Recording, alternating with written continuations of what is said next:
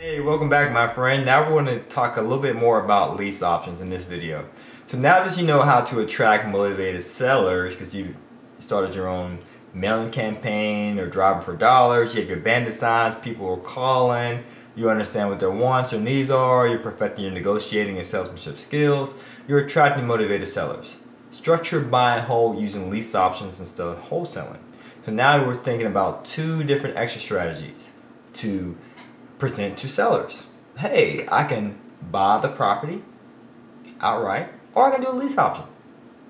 Entertain both and see what their wants and their needs are. And what is a lease option? I explained in the last video, but a lease option pretty much is, hey, I'm gonna lease the property from you, Mr. Motivated Seller, with the rights to sublease it to someone else, a tenant buyer.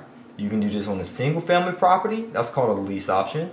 Or you can do it on 2 units and above. That's called a master lease option. That's the difference between a lease option and the master lease. Lease option meaning you have 1 unit, single family. Master lease is you're having a lease over a master. You're having it over all the units, more than one. Okay, so that's pretty much what a lease option. Now my first lease option was in a 3 unit, and I was leasing 1 unit, where I got the property under contract with the landlord, and she had language in the lease that you could not sublease it. And I told her, hey, the nature of my business is I provide housing to international students. So as a result of me providing housing, unfortunately, I won't be able to honor this part of the lease. That's a part of my job, because I was a homestay host for international students in New York City, or in the New York City area, I should say, because I was in Jersey City, to be specific. But who cares? But Miss Landlord, can you take out this language that says subleasing? And she did.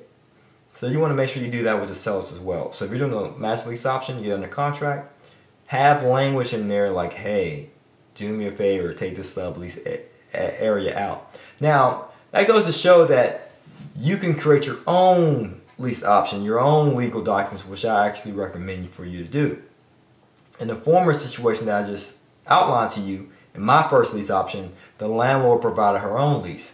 But I'm advising you to provide your own leases with the tenant, because you're supposed to be a bit more savvy than the tenant as well as the motivated seller. And I recommend you working with a real estate attorney to make sure you draft it. And that's what I did. People ask me a lot online, hey Juan Pablo, where did you get your master lease option from? Who did it? I reached out to a real estate attorney, and he drafted the master lease option. It cost me about $900 to $1,000 to get this document drafted. Okay, now to draft to pay $1,000 for this master lease option was well worth its weight in gold, so that I could potentially profit off this property through the cash flow. Okay, so if you want a document, whether it's a purchase and sell agreement, a lease option, an assignment contract, we have some samples of the documents, not all the examples I just outlined, but some of them in a resources guide. But it's up to you to CYA. So you have to pay some costs in regard to legal matters. So I want to make sure you understand that, because every contract in various states are different. I want you to be known. So we actually have templates for you to model, but not for you to use per se, because they might not stand up in court if you invest in various states. It might work in the states that we invest in, but if you're in a different state, it can vary. Always CYA.